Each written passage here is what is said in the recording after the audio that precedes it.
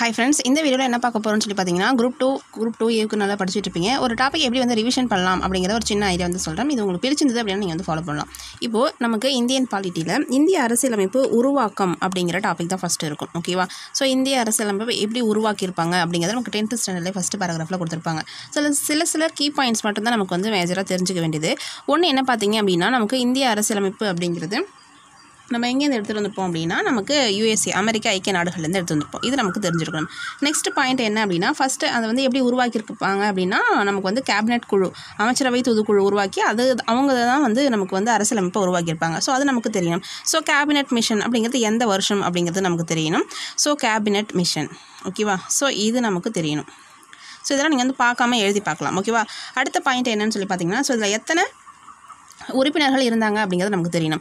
மொத்தமாக வந்து 389 பேர் இருந்திருப்பாங்க. ஸோ அதை எப்படி ஸ்பிளிட்டப் பண்ணுவாங்க அப்படின்னா, 292 பேர் மாகாண பிரதிநிதிகள், அதுக்கப்புறம் வந்து 93 பேர் வந்து சுதேச அரசுகள், பலுச்சிஸ்தான் சார்பில் ஒருவர் இருப்பாங்க. ஸோ மொத்தமாக வந்து பார்த்தோம் அப்படின்னா 389 பேர் வந்து இருந்திருப்பாங்க. ஓகேவா?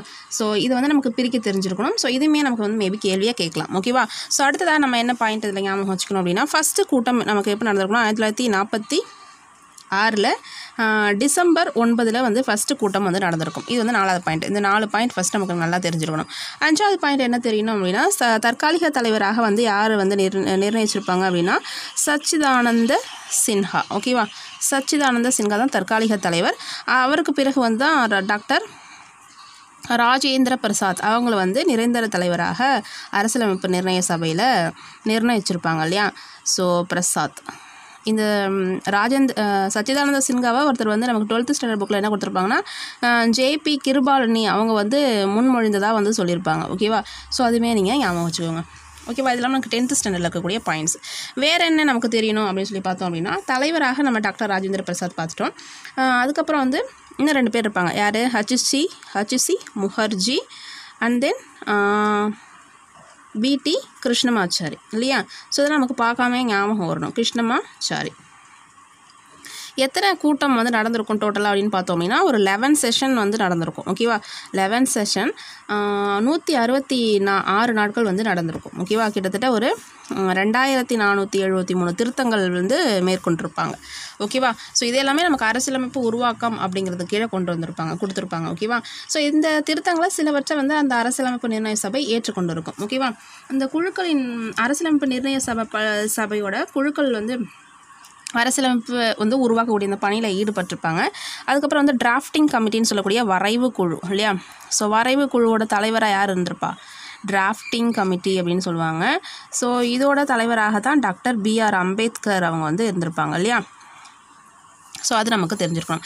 இந்திய அரசியலமைப்பின் தந்தை என்று அழைக்கப்படக்கூடியவர். ஓகேவா? ஸோ இது வரைக்கும் நமக்கு தெரிஞ்சிருக்கணும். அரசியலமைப்பை எழுதி முடித்ததுக்கு அப்புறமா வந்து விவாதம், அந்த பொதுமக்கள், பத்திரிகைகள் இவங்ககிட்ட எல்லாருமே விவாதித்த பின்னர் நமக்கு வந்து ஏற்றுக்கொண்டிருப்பாங்க இல்லையா? ஸோ ஏற்றுக்கொண்டது எப்போ அப்படின்னா, 1949 நவம்பர் 26 ஏற்றுப்பாங்க. இதை நம்ம வந்து கான்ஸ்டிடியூஷன் டே அப்படின்னு சொல்லிட்டு கொண்டாடுறோம் இல்லையா? கான்ஸ்டிடியூஷன் டே அப்படின்னு சொல்லிட்டு கொண்டாடுவோம்.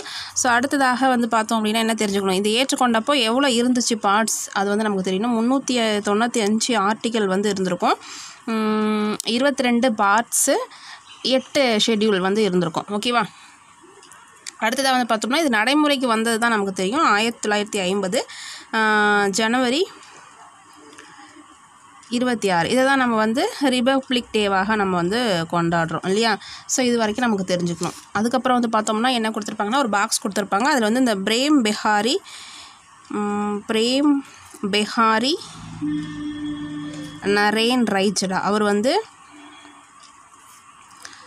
இத்தானிய பாணியில் கைப்பட எழுதியிருப்பார் இந்த பிரதியை. ஓகேவா? கைப்பட எழுதியிருப்பார் அப்படிங்கிறதும் கொடுத்துருப்பாங்க. ஸோ அவ்வளோதான் நமக்கு அரசியலமைப்பு உருவாக்கம் அப்படிங்கிறதுல டோட்டலாக வந்து பார்த்தீங்க அப்படின்னா 1 2 3 4 5 6 7 8 9 10 11 12 13 14 15 15 பாயிண்ட் தான் ஃப்ரெண்ட்ஸ் இருக்குது. ஸோ இதை மட்டும் நீங்கள் நல்லா ரிவிஷன் பண்ணிட்டீங்க அப்படின்னாலே போதும். ஒரு 15 பாயிண்ட்டை நீங்கள் பார்க்காம திரும்ப எழுதி பாருங்கள். ஸோ இந்த மெத்தட் உங்களுக்கு பிடிச்சிருந்தா நீங்கள் வந்து ஃபாலோ பண்ணுங்கள். ஓகேவா? ஸோ இது வந்து உங்களுக்கு மறக்கவே மறக்காது. ஓகேவா? Thank you friends.